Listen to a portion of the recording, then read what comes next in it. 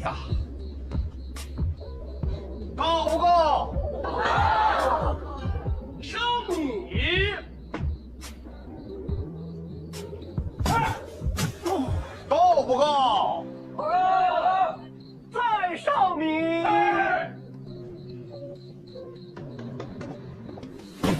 够不够？再上米。哎呀，够不够？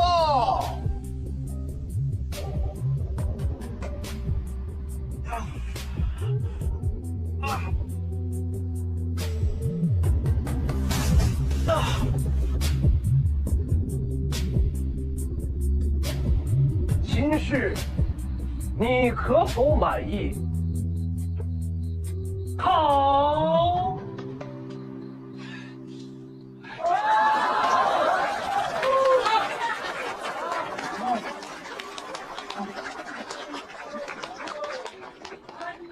失去了一个最为我着想的人。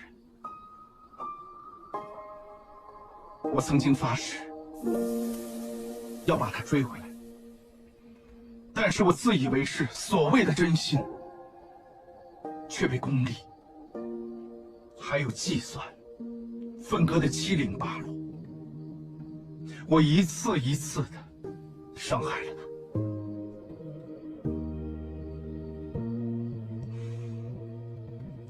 我谢谢你，谢谢你给我机会把这番话说出来，让我了解到我自己的问题所在。你让我知道，究竟是我爱他，还是爱他爱我的感觉。如果你再次问我是一个怎么样的人，我会跟你说，我是那个发现我自己还是爱着你的人。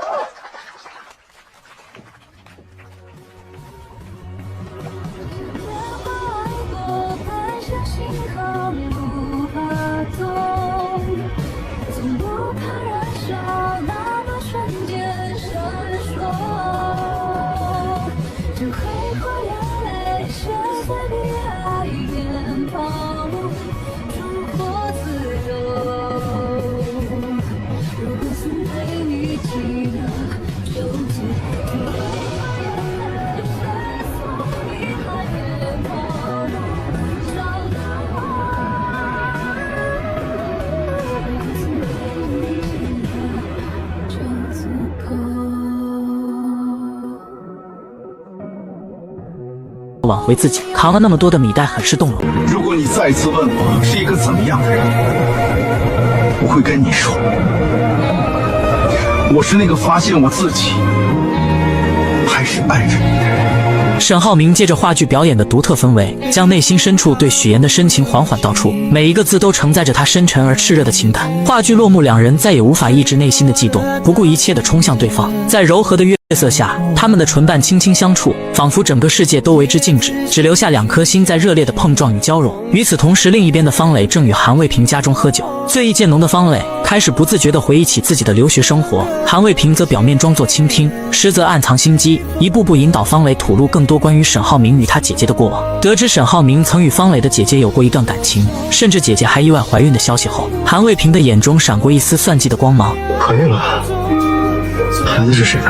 韩卫平带着这份珍贵的信息找到了他的干爹金达集团的曲总，曲总身旁站着的是屡次对许岩使绊的史蒂夫。面对韩卫平的汇报，曲总并未多言，只是冷冷地挥出一棍，打在了韩卫平的手上，惩罚他这么久还没有得到有关的信息。无奈韩卫平为了获取更多情报，忍痛继续从方磊那里下手。而此时的方磊似乎已对这位一直照顾他的男人产生了情愫，不仅对他关怀备至，还主动说起之后为他挑选西装。然而当韩卫平提及许岩与沈浩明复合的消息时，沈浩明和许岩复合，咱不会再离婚了。方磊的心瞬间沉入了谷底，他终于意识到沈浩明的心中从未有过他的位置，是时候放下这段无望的感情了。韩卫平趁机追问方磊姐姐怀孕的细节，但方磊却不愿再提及那段痛苦的回忆，只是淡淡的说自己当时喝多了。演艺方内一场突如其来的资金危机打破了原有的平静，林涛焦急的四处奔波，却始终无法筹集到足够的资金，最终他们不得不求助于老家的金融机构。然而乔林在匆忙中未仔细审阅合同，便草率地盖上了公司的印章，这也为日后的麻烦埋下了伏笔。而另一边沈浩明则沉浸在与许岩复合的喜悦中，同时他还成功与巴莱金先生达成了合作，事业可谓双喜临门。回到公司后，他兴奋地向父亲汇报了自己打算拿下一块具有巨大发展潜力地块的计划，并表达了自己对开发该地块的信心与决心。这段时间的出色表现赢得了父亲的认可与赞赏，父亲决定在下周的董事会上正式宣布沈浩明进入董事会，这无疑是对他能力与努力的最高肯定。同时父亲也语重心长地告诫沈浩明，未来无论在事业还是感情上，都要以诚信为本，伪造感情的美好经历或许能暂时掩盖真相，但终究无法长久。沈浩明深知父亲话中的深意，他联想到自己与许岩之间的感情，正是因为坦诚相待，才能走到今天这一步。他也明白未来无论遇到什么困难，都要坚守诚信的原则，与许岩携手共创美好未来。你们能和好，我和妈妈在这。最重要的是，浩辰一定会非常高兴。是的。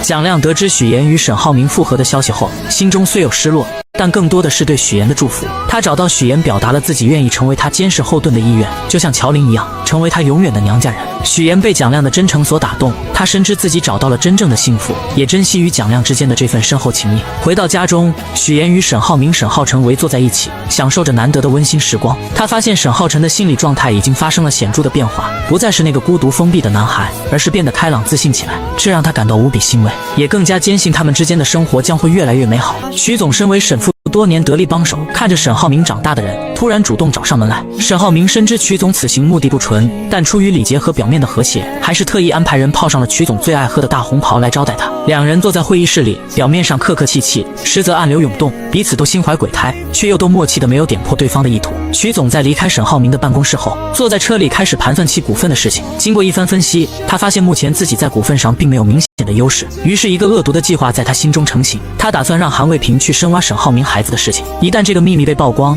他就可以利用舆论的压力，在后续的股份争斗中轻松占据上风。韩卫平接到曲总的指令后，开始四处寻找突破口。这时他得知陈琳正为女朋友生日的事情而苦恼，韩卫平眼珠一转，觉得这是个绝佳的机会，于是他主动找到陈琳，表示自己愿意在女朋友生日那天帮忙送沈浩明回家。陈琳正为如何安排沈浩明的行程而发愁，听韩卫平这么一说，便欣然答应了。到了晚上，韩卫平如愿以偿地送沈浩明回家。将沈浩明送上楼后，他并没有像往常一样立刻离开，而是悄悄地脱下鞋子，蹑手蹑脚地在房间里开始寻找有关沈浩辰的消息。经过一番仔细的搜寻，他终于在一个隐蔽的角落发现了藏着秘密的保险箱。然而当他尝试用沈浩明的生日和车牌号作为密码时，却都以失败告终。就在韩卫平感到有些沮丧的时候，他突然想到了许岩。他想起沈浩明和许岩结婚的日子是2023年9月20号，心中一动，便试着输入了这个日期。没想到保险箱咔嗒一声，竟然成功打开了。第二天，各大新闻网站和媒体纷纷开始报道金达集团的事情，他们大肆宣扬金达集团内部高管未婚生子的丑闻，一时间这件事情闹得沸沸扬扬，满城风雨。股东们得知这个消息后，立刻要求沈父和沈浩明前来召开股东大会，要他们给出一个合理的解释。此时的沈浩明也发现了保险柜里的亲子鉴定报告不见了，他心急如焚，立刻安排管家将沈浩辰接回家，生怕孩子受到任何伤害。同时他让陈琳想办法将媒体上所有的新闻全都撤下来，强调这涉及到孩子的身心安全，必须尽快处理。然而流言就像长了翅膀一样，迅速传入了沈浩辰的耳朵里。在学校里，一些不明真相的同学开始对沈浩辰指指点点，议论纷纷。沈浩辰，你今天有名了，成大明星了。啊？什么意思啊？你哥其实是你爸这件事儿，你不会不知道吧？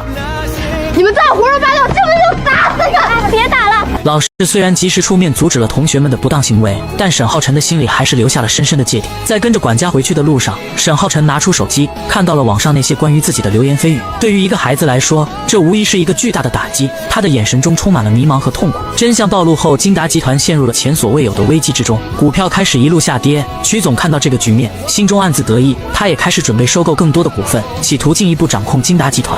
董事会上气氛紧张的如同即将爆炸的火药桶，曲总率先发难，说起目前外界传出的风波，言辞犀利地指责沈浩明给公司带来了巨大的损失。众人也纷纷附和，一直强调股票跌落的事情，要求必须立刻做出回应，否则公司将面临更加严重的后果。就在众人闹得不可开交的时候，沈浩辰突然出现在了会议室门口。你到底是不是我爸爸？我们在开会，你先出去吧。你回答我，你到底是不是我爸爸？沈浩明的眼神中闪过一丝慌乱，他无奈之下只能选择先将沈浩辰抱出去。面对沈浩辰的质问，沈浩明却无言以对，他不知道该如何向孩子解释这一切，他只能让陈琳先送沈浩辰回家，承诺之后再向他解释清楚。然而等到沈浩明回到会议室的时候，却发现沈父再也承受不住这么大的压力了。面对这么多人的谴责，沈父的脑袋一片空白，身体也开始摇摇欲坠。沈浩明赶紧上前扶住父亲，在众人的注视下缓缓离开了会议室。大家拭目以待吧，啊，看看这位老大哥能拖到什么时候。目前市面上有好几家公司都在大批量收购金达的股票，最多的是思拓建筑，收购了多少3.7%，还在不断增长。沈浩辰身世曝光，给金达集团带来了毁灭性的打击，公司股票价格下跌。曲总瞅准这个绝佳时机，开始大批收购金达集团的股票，妄图进一步掌控公司的命脉。然而命运似乎并不打算轻易放过这个已经陷入困境的家庭。就在曲总大肆收购股票的同时，沈浩辰竟私自跑下车，消失在了众人的视线之中。这个年幼的孩子在突如其来的舆论风暴下，内心充满了恐惧与迷茫。他选择用这样的方式来逃避眼前的混乱。独自坐在路边的沈浩辰，眼神中满是无助与彷徨。这时韩卫平意外地出现在了他的面前。韩卫平深知沈浩辰此刻最渴望的是什么，他巧妙地利用了孩子对母亲身份的好奇，声称自己能够带着他去见到亲生母亲。那你想不想知道你妈妈是谁？想。那我带你去见她。年幼的沈浩辰哪能抵挡得住这样的诱惑，于是便跟着韩卫平上了车。车子一路驶向一个偏僻的地方，最终停在了一座破旧的建筑前。韩卫平让沈浩辰暂时待在阴森的建筑中，还信誓旦旦地表示自己等会儿会把他的妈妈接来这里。单纯的沈浩辰信以为真，乖乖地留在了那里，却不知道自己正一步步陷入一个精心设计的陷阱之中。另一边，沈浩明在得知沈浩辰失踪的消息后，心急如焚。就在这时，他接到了韩卫平发来的照片，照片中显示沈浩辰就在永祥大厦。沈浩明立刻通知警方前往救援，同时打电话让许岩跟着自己一起去接沈浩辰。当他们匆匆赶到永祥大厦时，终于发现了背后搞鬼的人正是韩卫平。沈浩明怒不可遏，立刻追上去拦住了韩卫平，将他狠狠打倒在地，并厉声质问他沈浩辰的下落。得知消息后，他立刻通知许岩前去。在众人的努力下，终于将沈浩辰从那座破旧的建筑中接了出来。然而让人万万没想到的是，刚走出大厦，外面竟然全是记者，他们纷纷围上来问其有关沈浩辰的事情，场面瞬间变得混乱不堪。沈浩辰本就脆弱的心理防线在这一刻彻底崩溃，他突然挣脱了沈浩明的怀抱。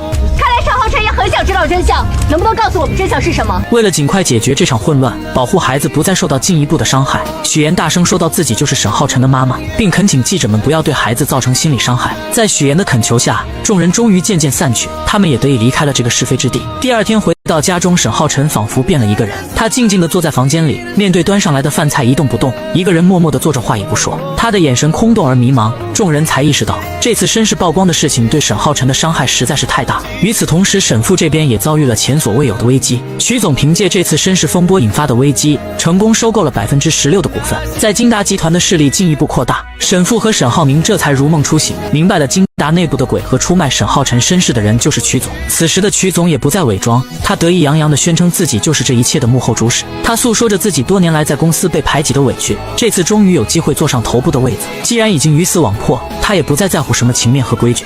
哎，大侄子，韩卫平是你的律师吧？他是我的大儿子，然而就在曲总得意忘形的离开时，沈父突然感到一阵头晕目眩，晕倒在了地上。众人惊慌失措，赶紧将他送往医院进行急救。经过一番紧张的抢救，医生告知众人，沈父脑部出血，虽然目前病情已经稳定下来，但暂时还在昏迷之中。他们才明白一切似乎已经陷入了前所未有的危机之中。另一边许岩的情况也不容乐观，沈浩辰面对他的各种劝说，就像一块木头，毫无反应，听不进去任何话。许岩心急如焚，却又无可奈何，只能留在房间内默默地陪着他，希望能用自己的温暖和关爱慢慢融化孩子心中的坚冰。就在这时，乔林来到了这里，他告诉许岩，于一鸣已经去医院照顾沈父了，自己这次前来是希望许岩在照顾别人的同时也要照顾好自己，公司的事情他会处理好。然而看着林涛不易察觉的表情，隐隐感觉到严一方内部似乎也有一场危机正在悄然酝酿。谁也没料到林涛自始至终的念头竟从未有过丝毫动摇。我想干的从始至终都没变过，和于一鸣分手，跟我回老家结婚。这一真相的突然揭露，瞬间让乔林清醒过来，他这才惊觉原来长久以来与林涛相处的每一刻都不过是他精心编织的谎言。以严一方现在的运营情况，根本达不到银行的放贷标准，还不是因为看了我那张报表才瞒天过海。得知这样的欺骗行为，那可是要吃牢饭的。结果林涛却吓乔林，说摄像头拍的有盖章动作，自己没有强迫，而且公司法人是许岩，只要和自己闹翻，那许岩就去吃牢饭。一听到这里，乔林也不笨，于是假装讨好说那怎么办。林涛一看乔林软下来了，就说只要和自己去老家结婚，自己就想办法解决这件事情。于是乔林就先稳住他，可林涛也不笨，就让乔林立马搬走和一鸣分手。于是乔林就开始躲着一鸣，连上班都是对方走了才出发，结果还是碰到了并且扭伤。这一扭伤不要紧，林涛得知后赶来让乔林当面和一鸣分手，这才让乔林难办。好在聪明的乔林还有一招，那就是不正眼看一鸣，这样一鸣也能感觉不对劲。于是在戒指给出去后，一鸣就在家里蹲点，在乔林搬家时出现，想问问到底怎么回事。结果乔林却说都是成年人，是不是要成熟点？这一句话一出，一鸣感觉不对，因为不成熟这个说的一直都是林涛之前死缠烂打，所以他联系了许岩，而妹妹许岩刚好已经忙完赶回来。于是知道这件事情后，许岩表示事情不正常，因为银行那边也不是吃素的，这种假的账目不可能看不出，毕竟可是要层层考核的。于是乔林拿出录音，当时林涛请他吃饭收账目的事情，自己就立马拿笔记录。现如今他自己做假的账目都录得清清楚楚。随后许岩表示给贷款的小芳应该有问题，乔林这才想起来当时签合同自己要请他吃饭，林涛好像很害怕两人接触，连电话都不让给，所以姐妹两个准备演戏套路林涛后去接触小芳。随后许岩还让乔林和男友实话实说。随后得知这些后，一鸣表示这些自己都不责怪，因为经历了这么多以后，两人早就不是单纯的谈恋爱，而是各自都懂各自的心。随后许岩就在开会时故意表示不知道这件事情，然后让乔林去天津出差。随后林涛还没开口问，许岩就说最近对接几个新厂，需要林涛这个财务把报表整理出来。随后乔林也说自己只去一天后就回来和他吃饭，到时候回老家结婚。林涛想着自己有把柄，所以乔林必定不会走，于是就在约定的这天开始准备求婚的场景。殊不知等自己单膝下跪，等来的却是一鸣和乔林。乔林表示自己找了小芳，小芳给自己看的账目是公司实实在在的账目，林涛并没有作假，只是在吓自己。看在林涛还有点良心，自己可以不追究。于是就这样，林涛和乔林也彻底完了。而经历过这么多以后，一鸣也和乔林走进了婚姻，并且拍了自己喜欢的风格，而林涛也回到了老家，继续自己的新生活。自此乔林、林涛和一鸣的结局也就此结束。与此同时，另一边的沈家也遭遇了重大变故，沈父突然心跳停止，生命危在旦夕，医生们迅速展开抢救，经过一番紧张而有序的操作，终于将沈父从死神手中夺了回来，各项生命指标也逐渐恢复到了正常水平。得知消息后，许岩立刻赶到医院，承担起照顾沈父沈母的重任。他温柔地劝解沈母不要过度担忧，同时承诺会照顾好沈浩辰，让沈母安心。这样好不好？您回去陪陪晨晨，我留下来，好吗？好。在楼梯间，许岩找到了情绪崩溃的沈浩明。这位平日里坚强的男人，此刻却显得如此脆弱。面对接踵而至的打击，即便是他也感到难以承受。许岩轻轻地将他拥入怀中，希望用自己的温暖给予他片刻的安宁。沈浩明声音颤抖地诉说着，这么多年来，无论遇到什么困难，父亲总是能稳如泰山地解决一切，但这次当他亲眼看到父亲心脏骤停的那一刻，他第一次感到了前所未有的慌张。他害怕这座一直为他遮风挡雨的大山会突然倒下。许岩默默地听着，虽然无法为他分担所有的痛苦，但他愿意成为他坚实的依靠。之后，沈母决定回家照顾沈浩辰。他看着房间里沉默寡言的儿子，心中充满了忧虑。在他的耐心劝导下，沈浩辰终于同意和他一起出去散心。然而，就在他们走出家门不久，意外地发现有人在暗中偷拍。这一幕再次触动了沈浩辰敏感的神经。不许拍我！收起来！他情绪激动地跑回了家中。当沈浩明赶回家时，发现沈浩辰已经将自己反锁在房间里，之前的哭声也消失得无影无踪。他心中一紧，意识到情况不妙，于是果断地撞开了门。只见沈浩辰昏倒在房间中，脸色苍白如纸。他立刻联系了医生，经过一番紧急处理，医生告诉他们，沈浩辰是因为长时间进食过少导致的低血糖而晕倒，而且已经出现了轻微的自闭症状，必须及时接受治疗。面对这一连串的打击，许岩等人经过深思熟虑后，决定先带着沈浩辰回到乡下的姥姥家休养，而沈母则留在医院继续照顾沈父。当沈浩辰来到姥姥家时，姥姥看着这个状态不佳的孩子，心中充满了怜爱。她拉着沈浩辰的手，一起走进家中，为他准备了一桌丰盛的饭菜。然而沈浩辰却依然像之前一样，只是吃了很少的一点。饭后，许岩向姥姥讲述了沈浩辰最近所遭受的打击，希望在乡下的宁静环境中，他能够逐渐恢复过来。姥姥听后默默地点了点头，心中已经有了打算。其实除了血缘关系，人与人之间，其实更主要的是真情换真情。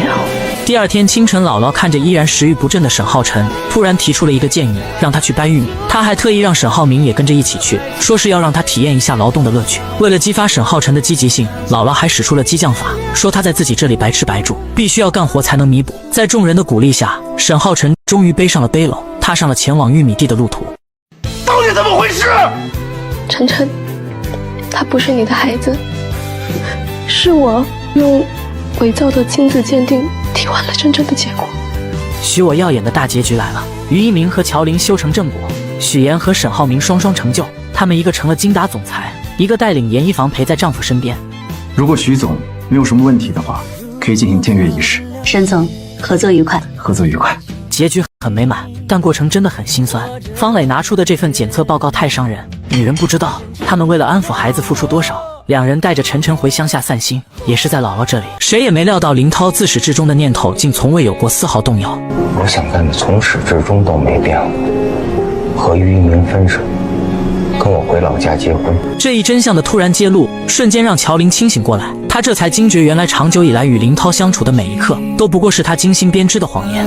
以严一方现在的运营情况，根本达不到银行的放贷标准，还不是因为看了我那张报表才瞒天过海。愤怒与失望交织之下，乔林心中涌起一股强烈的冲动，他打算揭发林涛做假账的恶行。然而林涛却在此刻抛出了许岩作为挡箭牌，还狡猾地指出公司文件上的印章是乔林亲手盖下的。他给乔林下达了最后通牒，要求他在1个星期内与于一鸣分手。就在这一连串的风波中，严一方也陷入了前所未有的危机，仿佛风雨中的小船，随时可能被巨浪吞噬。与此同时，另一边的沈家也遭遇了重大变故，沈父突然心跳停止，生命危在旦夕。医生们迅速展开抢救，经过一番紧张而有序的操作，终于将沈父从死神手中夺了回来，各项生命指标也逐渐恢复到了正常水平。得知消息后，许岩立刻赶到医院，承担起照顾沈父沈母的重任。他温柔地劝解沈母不要过度担忧，同时承诺会照顾好沈浩辰，让沈母安心。这样好不好？您回去陪陪晨晨，我留下来，好吗？好。在楼梯间，许岩找到了情绪崩溃的沈浩明。这位平日里坚强的男人，此刻却显得如此脆弱。面对接踵而至的打击，即便是他也感到难以承受。许岩轻轻地将他拥入怀中，希望用自己的温暖给予他片刻的安宁。沈浩明声音颤抖地诉说着，这么多年来，无论遇到什么困难，父亲总是能稳如泰山地解决一切。但这次当他亲眼看到父亲心脏骤停的那一刻，他第一次感到了前所未有的慌张。他害怕这座一直为他遮风挡雨的大山会突然倒下。许岩默默地听着，虽然无法为他分担所有的痛苦，但他愿意成为他坚实的依靠。之后，沈母决定回家照顾沈浩辰。他看着房间里沉默寡言的儿子，心中充满了忧虑。在他的耐心劝导下，沈浩辰终于同意和他一起出去散心。然而，就在他们走出家门不久，意外地发现有人在暗中偷拍。这一幕再次触动了沈浩辰敏感的神经。不许拍我！收起来！他情绪激动地跑回了家中。当沈浩明赶回家时，发现沈浩辰已经将自己反锁在房间里，之前的哭声也消失得无影无踪。他心中一紧，意识到情况不妙，于是果断地撞开了门。只见沈浩辰昏倒在房间中，脸色苍白如纸。他立刻联系了医生，经过一番紧急处理，医生告诉他们，沈浩辰是因为长时间进食过少导致的低血糖而晕倒，而且已经出现了轻微的自闭症状，必须及时接受治疗。面对这一连串的打击，许岩等人经过深思熟虑后，决定先带着沈浩辰回到乡下的姥姥家休养，而沈母则留在医院继续照顾沈父。当沈浩辰来到姥姥家时，姥姥看着这个状态不佳的孩子，心中充满了怜爱。她拉着沈浩辰的手，一起走进家中，为他准备了一桌丰盛的饭菜。然而沈浩辰却依然像之前一样，只是吃了很少的一点。饭后，许岩向姥姥讲述了沈浩辰最近所遭受的打击，希望在乡下的宁静环境中，他能够逐渐恢复过来。姥姥听后默默地点了点头，心中已经有了打算。其实除了血缘关系，人与人之间，其实更重要的是真情换真情。第二天清晨，姥姥看着依然食欲不振的沈浩辰，突然提出了一个建议，让他去搬玉米。他还特意让沈浩明也跟着一起去，说是要让他体验一下劳动的乐趣。为了激发沈浩辰的积极性，姥姥还使出了激将法，说他在自己这里白吃白住，必须要干活才能弥补。在众人的鼓励下，沈浩辰终于背上了背篓，踏上了前往玉米地的路途。老人家给大家出了主意，让孩子边种地边适应。他们父子一同协作，慢慢地安抚孩子，让他渐渐打开心结，一点点地接受真相。也是在一天过后，沈浩辰打开冰箱一无所获，跑去买吃的时候，男孩在岔口走丢。沈浩明醒来疯了一样跑出去。这么多天他第一次训了他。我在这儿，招呼都不打，走出来干嘛呢？你知道我有多担心你吗？看到儿子跑坏了鞋，男人立马蹲下，把衣服披在儿子身上，轻轻把他背回了家。而沈家的困境远远没有结束，沈爸爸躺在床上昏迷不醒。为了拿回父亲的心血，沈浩明以父亲白手起家的企业金业公司的名义，拿出沈家自己的积蓄，参与新地块的投标。沈浩明与黄总一起给曲总安排了一场大戏。他们先是故意做出一副疏远的样子，引诱曲总上钩，套出男人投标的内幕后，一举揭发了这个不择手段的畜生。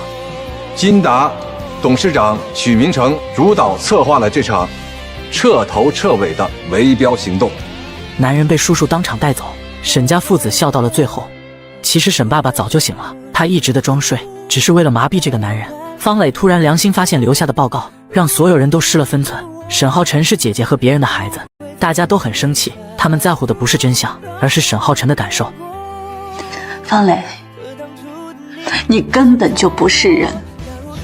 你有没有想过晨晨未来怎么办？晨晨以后怎么办？晨晨现在好不容易认了浩明做爸爸，你知不知道我们做了多少努力？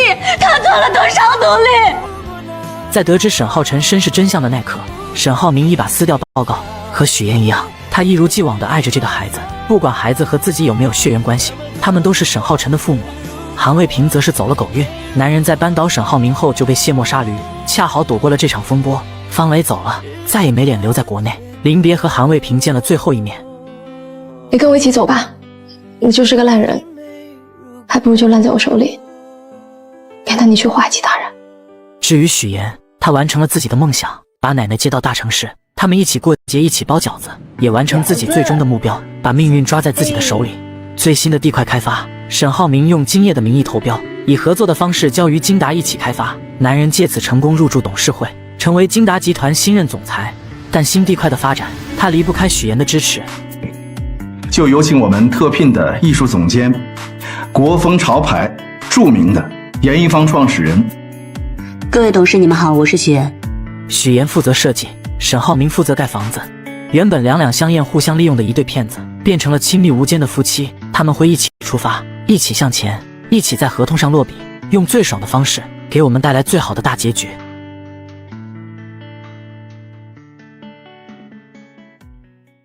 赵露思新剧《空降》开播，女人为了嫁入豪宅，不惜雇人伪装自己的父母。资料上个星期就已经给到过了，我希望二位能够熟背，不要有任何意外发生。您的专业是 Environment Build。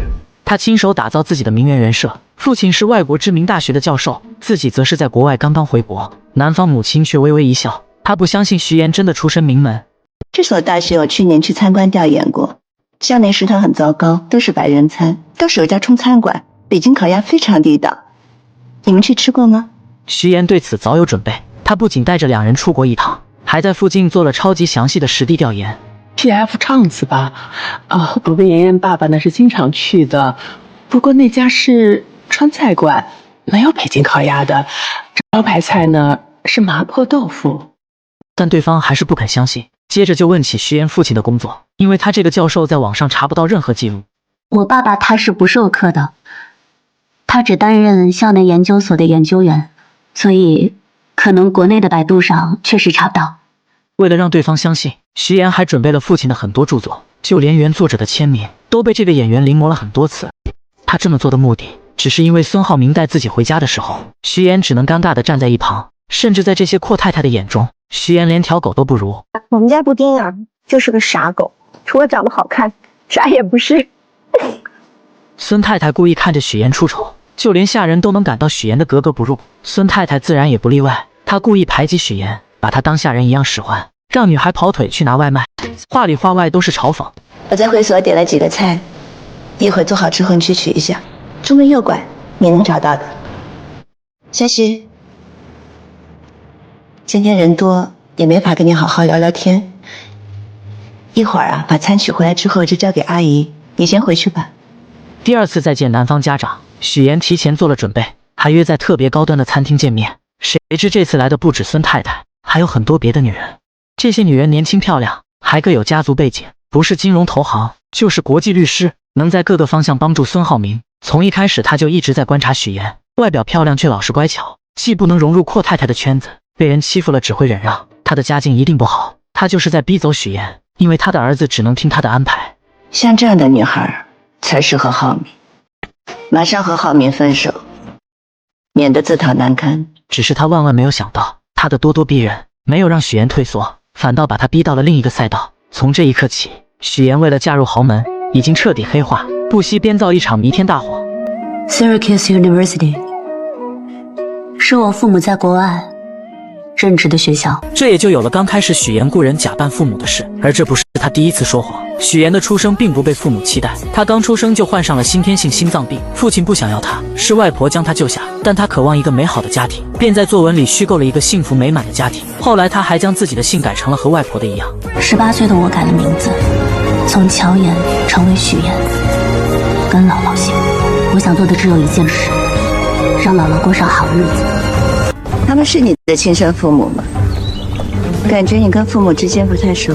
作为母亲，连自己的女儿不吃鸡蛋都不知道吗？虽然许岩对于父母的回答天衣无缝，但神母一直都对他的身份抱有怀疑的心态。于是，在饭桌上，他一直都在观察许岩一家，试图在他们身上看出一些破绽。很快，他发现许岩的母亲不停地给许岩加鸡蛋吃，可许岩却纹丝不动，很明显是不能吃鸡蛋的。有的事情真的假不了，假的也真不了。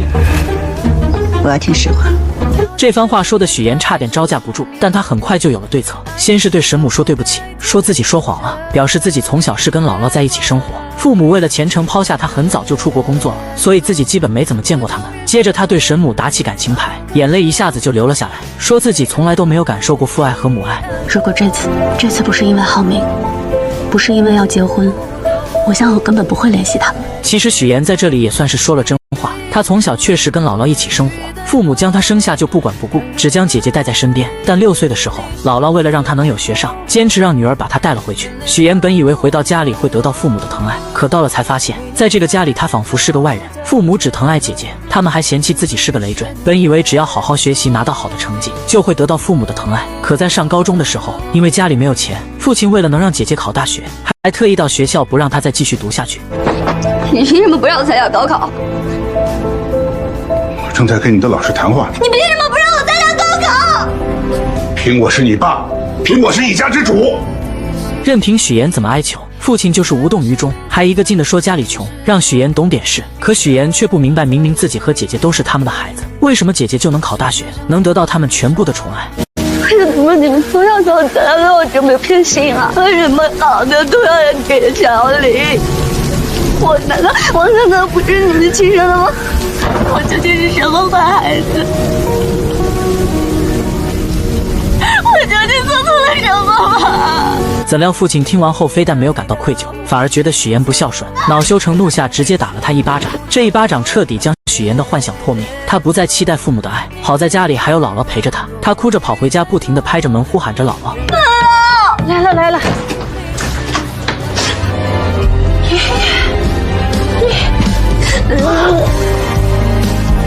许妍抱着姥姥，发誓一定要让她过上好日子。自此后，许妍一边读书一边打工兼职，毕业后顺利进入了一家电视台当策划，但她的目的是当一名主持人，奈何没有人脉，只能一步一步往上爬。而没有背景的她成为主播的发泄筒。为了保住工作，许妍只能忍气吞声。但很快事情就迎来了转机。在一次采访中，她结识了一名超级富二代沈浩明，男人帅气多金又体贴温柔，见他很冷，直接关掉了空调，宁愿自己热得脱衣服也没有一句怨言。会议结束后，许妍因为发烧直接晕倒了，沈浩明赶忙将她接住。等许妍醒来后，看见了自己手上的卡通创可贴，心里顿时暖暖的。这是许妍除了姥姥以后第一个对她有善意的人，所以不免对眼前的男人产生了别样的感情。刚才护士拔针之后，我怕你积血流血，所以帮你贴了创可贴。经历过这次后，两人接触久了就慢慢在一起了。沈浩明更是带着她回家见父母，可沈母却对他不满意，处处刁难他。而为了嫁入豪门，许妍不得不捏造身份，将自己打造成白富美。可身在豪门的沈母对许妍的身份很是怀疑。一顿饭后，他开门见山地询问许妍。许妍见状，为了圆谎开始卖惨，而他说的一切都是真的，只有眼前的父母和身份是假的。他的卖惨也成功打破了沈母的怀疑。做我养父母的难处。可沈母打心眼里对许妍的身份有所怀疑，便通过各种办法小心试探着她，想要查出破绽。可每次都被许妍巧妙化解，让她觉得许妍这个女孩子十分聪明，很难对付。这天，她正在跟朋友们一起遛狗，许妍过来后，她就开始端着架子，什么也没有说，让自己的朋友们将许妍羞辱了一番，接着就去逗狗，将许妍独自晾在一旁。我觉得这个女孩各方面品味都不行，你再考虑考虑。别急着结婚期。而许妍第一次买奢侈品就被嘲笑，对此很是无奈。于是她趁和保姆出去买菜，问问她沈家人的爱好，迫切想要从中获取一些信息。可保姆因为上次和她说话被沈母发现，早就被叮嘱过，什么事情都不敢跟许妍说。但这一趟她也没有白来，在保姆口中得知，沈浩明之前交过好多女友，但都因为沈母不满意，再加上她那些好姐妹在背后出招，就把这些女孩通通赶走了。许妍一听瞬间明白，要想攻略未来婆婆，就要先融入她这些好姐妹的圈子里。自此后，许妍便开始对这些豪门阔太们马首是瞻。他们在打球，自己就在旁边捡球，跑得很欢，根本不知道人家正坐在一旁讨论他。我看这姑娘不显山不漏水的，还挺有诚意。虽然许妍没有融入到他们的圈子里，但她这趟也没有白来。她发现沈母一直都是大家吹捧着的对象，直到曲总的到来，她的闺蜜们看见曲总后瞬间一拥而上。虽然沈母表面上伪装得很好，丝毫没有变化，但她还是能感受到她很不开心。于是她立马想到了办法，为了能搭讪到曲总，她做了许多攻略，发现曲总对昆曲十分喜欢，尤其是水袖。她来到昆曲培训班，看到曲总很是卖力地跟着教练练习水袖，刚好她小时候也学过一些基础，便想着借这个机会报一个班，专门学习水袖。而她上来也直奔主题，只学习水袖这一种。可不可以直接教我水袖、水袖花，哪怕是不吃不睡，多长的时间能练好？最快也得1个月。自此后，许妍很是努力，在教室练习，在家里练习，工作的时候也在练习。功夫不负有心人，她的努力终于被曲总看见。曲总看到这个小姑娘练得很刻苦，而且零基础就很好，忍不住想邀请许妍来参加自己举办的昆曲大赛，还向她请教水袖花的技巧。随着两人相处逐渐熟络，许妍也偷听到她最想要的资源，那就是莱茵国际学校的入学名额。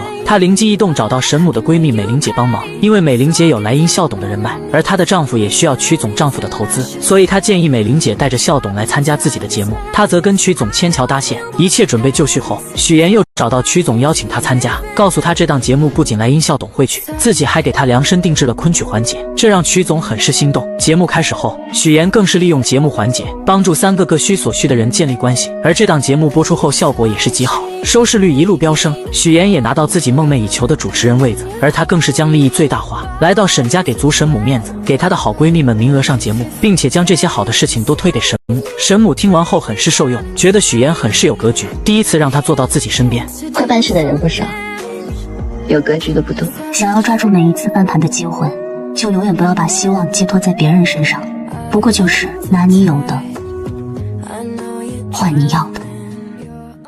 许妍，我以前怎么不知道你这么有野心有手段？我能挖独家，能做全链条，有专业能力，我凭什么不争不抢？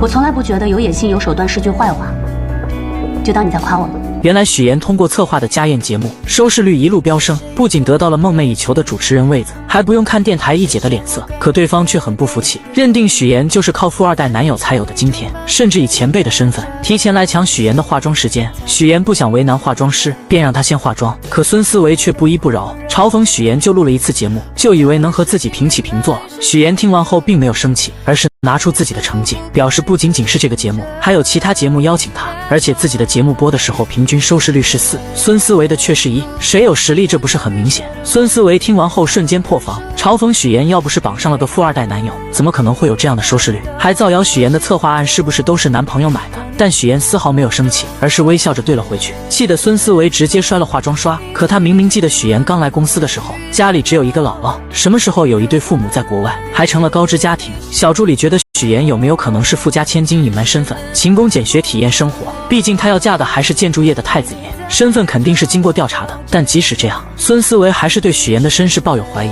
另一边，沈浩明来接许妍，许妍很是高兴，还让他帮自己选一下下一次节目的菜系。而沈浩明为了庆祝他成为主持人，特意挑选了一串珍珠项链给他戴上。但许妍却表示自己最想做的就是新闻主持。沈浩明听完后鼓励他，既然想要就努力去做。可许妍深知自己跟男友的出身不同，她根本不会体会到自己一路的艰辛。新闻主播竞争是很激烈的，更别说我这种从来没有播过新闻的人，难上加难的。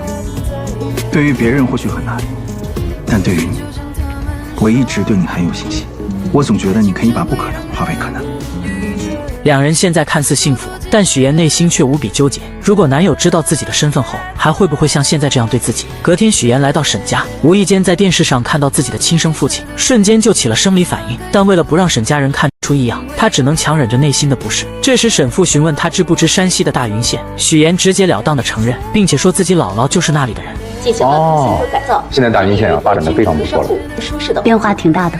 另一边，乔家父母在县城里开着一家理发店，在他们眼里，许妍在比乔琳优秀，依旧偏心乔琳。我记得小的那个去上班了，你说有什么用？平时连个电话也没有，就逢年过节啊发一条信息，还是我们家琳琳好，安安心心的待在父母身边，那才是我们的小棉袄。与此同时，乔琳在上班的时候被骚扰，她忍无可忍，直接回击了过去，没想到反被对方倒打一耙，被抓到了警察局。最后还是男友将她接了回去，可回去后非但没有得到安慰，反而被男友父母一个劲的指责，觉得这件事闹到警局很是丢人，认为他就是个惹事精配不上自己的儿子，根本不给乔琳说话的机会。而乔琳的男友也是个窝囊的，两人在商量婚事的时候，男友一切听父亲的，将婚礼的花费细节全部都报给他，就连收的礼金不跟自己商量，都要悉数交给父母，甚至面对母亲对乔琳的诋毁也一句话也不说。此刻的乔琳再也忍不了，终于说出了自己想要说的话。阿姨，你有什么话就直说吧，你别在这阴阳怪气的行吗？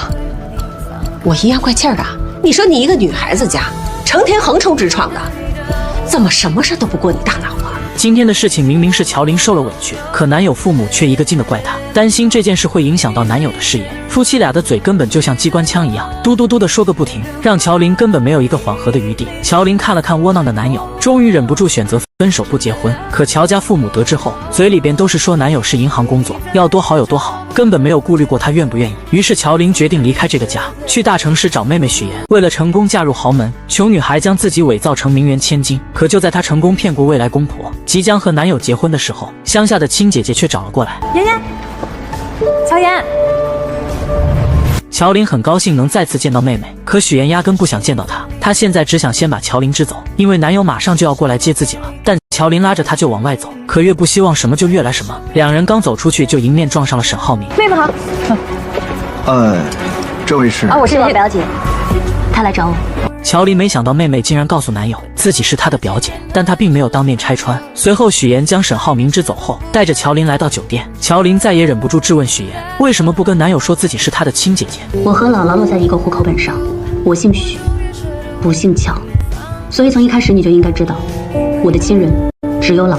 乔琳听到妹妹说的那些话，心里不伤心是假的，但她是既得利者，根本不知道许妍这么多年来所受的苦难。在她眼里，许妍就是乔家的一份子，是她的亲妹妹。可自从乔家父母将所有宠爱都给了她后，许妍就不再对那个家抱有希望了。而乔琳也没有想到妹妹会对自己这么抵触，要是知道，她说什么也不会过来找她。现在没有外人在，许妍也懒得装，直接说明自己并不欢迎这个姐姐的到来。如果她只是待几天就走的话，自己能做到现在这样已经仁至义尽了。希望乔琳能够识趣自信离开。因为他没有义务照顾这个不是亲的姐姐。说完就走了，但临走前再次强调了自己现在姓许。我姓许，许言。乔琳听到妹妹说这些话很是震惊，心里边就以为她是绑上了有钱的男朋友，想要赶紧贴亲自己这个贫穷的亲戚。下了电梯后，许言给姐姐转了1万用作这几天的开销。乔琳二话不说，心安理得的收下了。在回去的路上，许言想起小时候的事情，他的出生就不被期待，父母生完姐姐后想要再生个男孩，可自己偏偏是个女孩，还患有先天性心脏病。父亲嫌他是个累赘不想要，是姥姥一把屎一把尿将他带到了6岁。后来因为到了上小学的年纪，爸妈迫不得已才把他给接了回去。就在他以为能得到爸妈的宠爱时，看到的却是他们对姐姐的爱。家里煤气罐没有关闭，姐姐和自己都晕倒了，但是爸爸却选择救姐姐。之后也发现了自己在这个家里是多余的，为了能生活下去，他变得乖巧懂事，学习成绩也是学校最优秀的。但是爸爸却因为家里困难不让自己参加高考，甚至把家里的那份钱供给姐姐复读考大学。许言真的忍不住了，觉得爸爸根本就不爱自己。我究竟做错了什么吗？我不明白，我不明白为什么你们要一次一次的证明你们有多么不爱我？为什么？我为什么要成为你们的女儿？小时候的许言根本就不明白自己到底做错了什么，为什么所有人都不爱自己，自己只有姥姥。爸爸的那一巴掌打在他的脸上，许言觉得自己真的是被亲人抛弃的人。他跑着回家找姥姥。姥姥，姥姥，来了。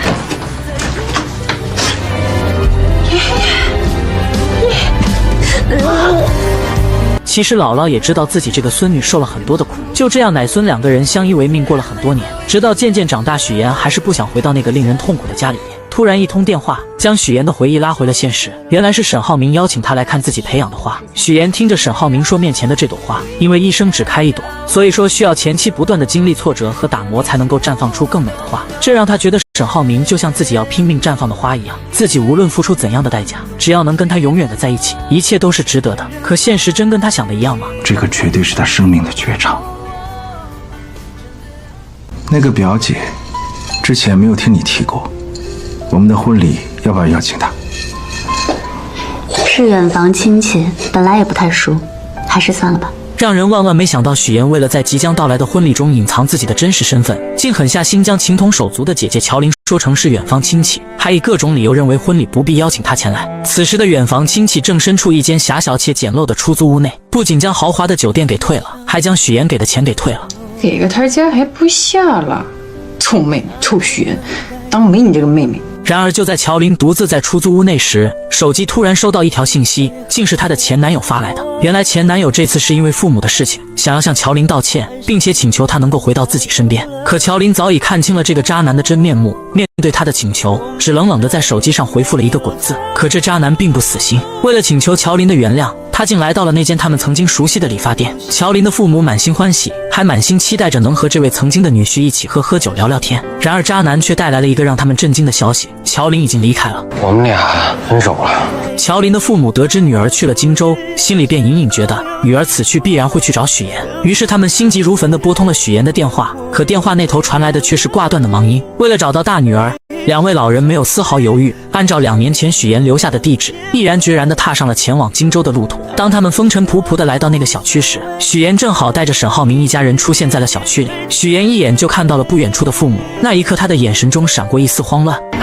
小妍，妍妍。而就在这时，真正的2家人就这样毫无预兆地见面了。许言精心编织的所有谎言，在这一瞬间如同泡沫一般被无情地戳破。沈浩明一家人得知了事情的真相后，脸上满是愤怒与失望。他们认为许言是为了骗婚才做出这一系列的事情，于是纷纷开始责怪许言的所作所为。指责声如同潮水一般向许言涌来，让他有些招架不住。就在许言感到绝望的时候，于阿姨轻轻地将他唤醒。原来刚刚所发生的一切都不过是许言自己想象出来的场景罢了。就在这时，沈浩明突然说道：下午3点3叔的飞机就要到了。众人无奈之下，只能暂时放弃做客，选择去接机。在送别沈浩明一家人后，许言的爸妈也发现了他，随后他们也来到了这个充满故事的地方。于是真假父母在此刻戏剧性的相见了。假父母看到情况不妙，连忙解释自己是婚庆公司的人，然后便匆匆离开了此处。真父母看着即将结婚的许言，内心开始慌张起来。他们不明白女儿为什么要隐瞒这么多事情，而此时的许言却冷冷地说出自己不打算邀请父母前来参加自己的婚礼。这句话如同利刃一般刺痛了父母的心。愤怒的父母刚要发作，许岩却将姐姐的地址告诉了他们，然后便头也不回地离开了。许岩的父母按照地址来到了大女儿乔琳的出租屋内，在寸土寸金的荆州，乔琳只能合租一间小小的房间，生活过得十分拮据。这次她打算在荆州寻找一份属于自己的工作，开启新的生活。在与父母的交谈中，乔琳竟然得知了妹妹许岩竟然打算结婚的消息。为了弄清楚事情的经过，她来到了许岩的家门外。就在家门外，乔琳看到了许岩的假父母，随后从许岩那里得知了一切真相后，乔琳终于明白了妹妹最近做出这些荒唐事情的原因。你说你如果以后跟沈浩明结婚了，你打算怎么办？继续骗他一辈子。原来许岩一直渴望嫁入沈家，为了达到这个目的，他不惜编织一个又一个谎言，甚至伤害到了身边最亲近的人。然而许岩却觉得以后的事情可以以后再慢慢解决。在他看来，为了能够嫁入沈家，自己只能做出这些看似过分的事情。此时的许岩眼中闪烁着一种坚定的光芒，他终于说出了自己内心深处的想法。当他第一次看见沈浩明的时候，仿佛自己的世界才真正出现了光明。沈浩明是他见过唯一一个对他负责的人，在他心中，沈浩明就是那个能带他走出困境、走向幸福的人。为了这份所谓的幸福，他愿意付出一切代价。你这胆子也太大了吧？那万一沈家人知道怎么办？你怎么收场呀？你不说就不会有人知道。你还打算继续骗呀？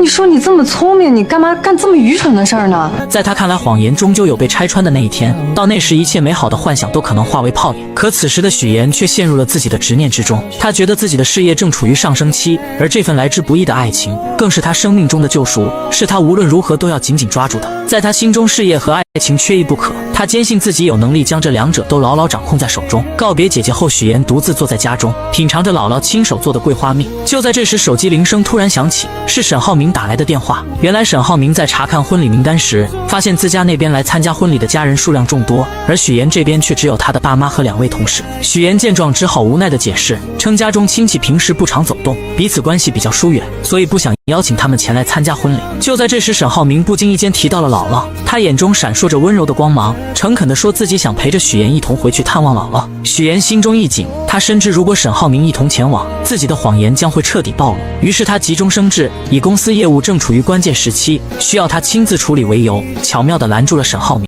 挂断电话后，许岩陷入了沉思，他绞尽脑汁地思索着该如何继续圆这个谎言。就在这时，母亲的电话打了进来，母亲在电话那头鼓起勇气说，自己毕竟是许岩的父母，无论如何都想要参加女儿的婚礼。然而没等母亲把话说完，许岩便心急如焚地挂断了电话。为了防止再次出现类似的意外，他迅速将电话备注中原本的妈改成了母亲的真实姓名。经历了这场电话风波后，许岩决定搭乘大巴车回到那个熟悉的姥姥家。当大巴车缓缓停下，高叔开着那辆三蹦子前来接他。坐在三蹦子上，许岩才真切地感觉到自己回到了家乡，回到了那个充满温暖和回忆的地方。三蹦子一路颠簸前行，终于停在了姥姥家的小院前。许岩迫不及待地走进院子，一眼就看到了正在忙碌的姥姥。姥姥正站在凳子上，小心翼翼地摘着桂花。许岩心中一酸，赶忙快步上前，轻轻扶着姥姥从凳子上下来。随后他挽起袖子，帮助姥姥采桂花。这不是今年嘛，雨水多，天又冷，我怕呀，这些桂花要是再不摘完的话，过了花期了，以后甜甜的桂花酱就做不了了呀。然而快乐的时间总是过得飞快，夜幕降临，许岩和姥姥坐在院子中的石凳上，吃着新鲜的水果，月光洒在他们身上，为这个宁静的夜晚增添了几分温馨。许岩犹豫了许久，终于鼓起勇气向姥姥说起了自己谈的那个男朋友，还提到自己打算下个月就结婚。姥姥听到这个消息，脸上立刻露出了开心的笑容，可许岩的脸上却没有丝毫的喜悦，他的眼神中透露出一丝复杂的情绪。随后他缓缓地说起了爸妈来到了荆州，还表示自己和他们之间根本没有多少感情，所以不想让他们来参加婚礼。姥姥心里有数了，我打电话把他们叫回来，不会让他们再去荆州了。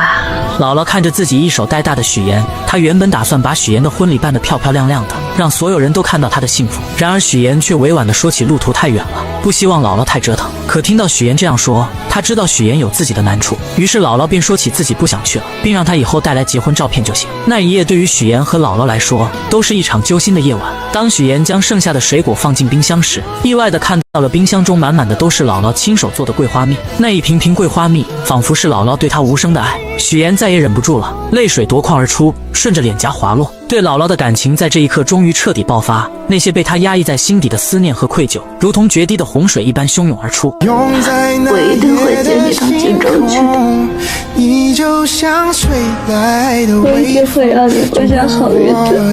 在返程的途中，许岩再次回想起以前家里没有人记得他的生日，只有姥姥记得，每年都会把他叫回来过。是姥姥供他读完高中考上大学，上大学的时候是姥姥拿出一辈子的积蓄给他，所以许岩什么都不在乎，他只想赚很多很多的钱，让姥姥过上好日子。所以上大学后，他一个人打好几份工，给别人当家教，穿上厚厚的玩偶服宣传，在饭店干服务员，一直忙到深夜都舍不得打车，把赚到的钱除了留够生活费，全部都给姥姥打了回去。哎呦，妍妍，你怎么又给姥姥挤钱了呢？姥姥一个人花不了这么多钱的，倒是你在外面读书，你肯定花钱的地方很多呀。吃饭你不许给我省啊，多喝牛奶，多吃鸡蛋，还有那个叫什么维生素、营养补充啊，对吧？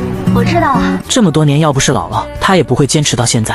我告诉自己，只有通过勤奋和努力，才能帮自己翻越一座又一座的高山。只有让自己强大，才是一劳永逸的事。只有达到所有的目标，才能弥补我所有的过失。回到荆州后，许岩的生活又迎来了新的变化。刚与他见面的沈浩明满心欢喜地送给他一颗20克拉的大钻戒。此时的许岩心中五味杂陈，他深知自己曾经为了某些目的撒下了谎言，如今必须要靠自己的力量去弥补那些过失，去报答那些自己对不起的人。第二天，沈浩明来到公司，意外地见到了一个老朋友方磊。陈总好，我叫方雷，接下来为您汇报178号地的风险评估报告。方磊身着干练的职业装出现在沈浩明面前，随后他开始有条不紊地给沈浩明介绍对于本次竞拍土地的看法。他的见解独到而深刻，让沈浩明不禁对他刮目相看。下班之后，沈浩明特意找上了方磊，他心中充满了好奇，便问起方磊为何一声不响地回国并来到自己的公司。方磊嘴角微微上扬，打趣地回绝了这个问题。接着他拿出了一张曾经大学时期沈浩明送给自己的衣服照片。你大2的时候在皮划艇大学生联赛上赢得了这件奖品，我说喜欢，你二话不说就送给我了，我超级开心。然而他们二人的举动却被一旁的许岩看得一清二楚。许岩发信息告诉沈浩明自己已经到楼下了。接到信息的沈浩明下意识地向方磊展示起手中的戒指，语气坚定地说自己准备结婚了，还表示有机会会介绍给他认识。说完他便匆匆告别了这位老同学。但很快许岩和方磊便迎来了再次见面的机会。许岩打听到方磊在学做菜，便也来到了厨房之中。他装作不经意的样子，说起二人似乎在金达集团见过。方磊微微一愣，随即露出了礼貌的微笑。你好，我是许岩。你好，我是方磊。我是沈浩明的未婚妻。此时的方磊也说起了他们家与沈家是世交，很久以前就已经认识了。许岩听后心中暗自警惕，他将方磊当成了潜在的对手，表面上却亲切地称方磊为妹妹。这看似友好的称呼，实则是在向方磊宣示着自己的主权。随后许岩看着方磊做好的沙拉，他便上前请求品尝一块。吃完后，他热情地邀请方磊去吃饭。在饭桌上，两人之间的火药味十足。方磊看着细心照顾自己的许岩，便说起在留学的时候沈浩明对自己的照顾。他还提到以后在公司可能还要麻烦沈浩明。那你把工作做好，就不会麻烦他了，对不对？眼看在言语上似乎占不到上风的方磊，便说起了许岩这么漂亮，和沈浩明即将要结婚，自己准备给二人当伴娘。在这场爱与较量的复杂乐章中，许岩、沈浩明和方磊三人之间的关系错综复杂，他们的故事有将会如何发展？女人伪造身份，终于如愿嫁入豪门，为了不被人揭穿，自家那边的亲戚一个都没请。就在他以为一切顺利的时候，还是被熟人给认出来了。我怎么看着像佳佳同学许岩？是有点像啊。许岩看到熟人后，整个人都惊呆了，因为假扮他父母的人冒充的就是同学父母的名字。当初自己就是借用同学的关系骗到了人家的签名，为了不被看穿，她连忙找理由要将两人支走。可没想到丈夫一家人已经过来了。这两位是？没办法的她只能硬着头皮解释。眼前的两位是大学同学父母，原本就想着打个招呼就行，怎料假父亲却多嘴将人家邀请了进去。此刻许岩杀了他的心都有了，但他只能赶紧进去应付。吃饭敬酒的时候，许岩紧盯着另外一桌，看到他们过去敬酒的时候，立马就赶了过去。您在国外是从事建筑研究？建筑行业，那您跟我的亲家是同行啊？他那还专门写了一本书，那个书叫 Sustainable Building Design 。我爸爸主攻的是可持续建筑课题。我研究的方向是建筑五大力学。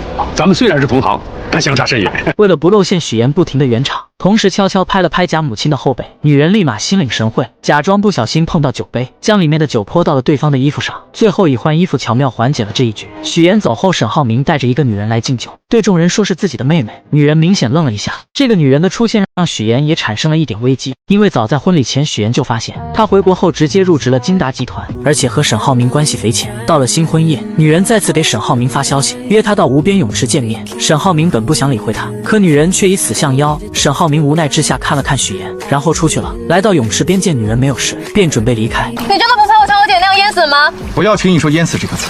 今天是我的婚礼，你这样闹有意思吗？两人在这里谈话，殊不知一切都被许岩看在眼里。沈浩明，我爱你。我已经结婚了，请你自重。你是说那个女人吧？你别以为她是什么纯情小白兔，她一见面就跟我装亲热装姐妹，不就是想知道我们什么关系吗？许岩就这样默默看着女人对沈浩明表白，脸色很是平静。隔天，沈浩明和许岩准备去度蜜月，白莲花又出来恶心许岩，说以前沈浩明带着他去过好多地方，吃过好多餐厅。许岩丝毫不示弱，直接反击回去。你浩明哥还带你去过哪些地方？麻烦你都整理好发给我。喝了酒就别进泳池，容易被淹死。女人这才反应过来，昨晚她所做的事都在许岩的掌控中。许岩跟沈浩明结婚蜜月后，便带着他去乡下见了姥姥。姥姥看见后很是高兴，还亲自下厨做了好多菜。而沈浩明看见姥姥很欢迎自己的样子，心里很是温馨，但他更想要多了解许岩以前的生活。许岩在门外听见两人的对话，担心露馅，便拿着婚纱照来到厨房，以挂相片为由将沈浩明给叫走了。晚上许岩跟着姥姥一起睡觉，姥姥忍不住还是将乔父的肿瘤的事说了出来。虽然说这个人当爸爸十分的不称职，但还是希望许岩能去看一下。我知道你对他是什么看法，但你这次结婚不是也没请他去吗？他现在得了病，姥姥觉得你还是应该去看看他的。许岩听完后并没有给姥姥准备的答复，不停地找事情打岔。隔天一大早，姥姥特意邀请沈浩明一起去早市买菜，沈浩明二话没有说就同意了。一路上，姥姥不停地夸沈浩明，帮许岩说好话，而他说这些就是为了铺垫后面的那几句。如果他犯了什么错，你就多包容，行吗？行。姥姥认为许岩嫁进沈家肯定使用了不正当手段，所以才这么跟沈浩明说。殊不知沈浩明早已知道一切。离开前，许岩还是心软了，悄悄地给父亲了一些钱治病。回到荆州后，沈浩明给了许岩一个惊喜，送给他一座四合院，用于他工作和邀请好姐们。许岩听完后都惊呆了，这样的人他怎么能不心动呢？而沈浩明看着许岩一言不发的样子，表示她是自己的妻子，自己会协助她完成任何的愿望。进去后，沈浩明看到上个业主给孩子量身高留下的痕迹，回忆起小时候的事情。可许岩却回想到了小时候一家人都忽略了自己，从来都是给姐姐量身高的场面。沈浩明见她失落的表情，便向许岩索要口红量身高。许岩那一刻心里便很感动，更是有很多的触动小时候没有完成的那些心愿，丈夫帮自己已经完成了。两个人深深地看着彼此，本以为日子会这么幸福下去，可许岩的对头却揪着她不放，将假扮他父亲的人找了出来。谁也未曾料到来到荆州后干起化妆品推销员的乔林，竟然意外地遇上了自己大学时期暗恋的同学于一鸣。刹那间，乔林心中涌起一阵惊喜。然而就在他刚要迈出步伐追上去的时候，舍友突然冒了出来将他拦住。我要试妍妍。哦，原来舍友是来试用化妆品的。乔林心中虽有些无奈，但还是热情地接待起来。可谁能想到舍友这一试用，便耽搁了乔林大量时间，而且最终一个化妆品也没买。乔林无奈之下只好拿出规定，告知舍友一个人一周只能试用6次化妆品。没想到舍友不但不理解，反而声称之前没这个规定，还警告乔林小心自己投诉他。说完便匆匆离开了，留下乔林呆愣在原地。下班后，乔林拖着疲惫的身躯回到出租屋，刚进门就意外听到了舍友在打电话。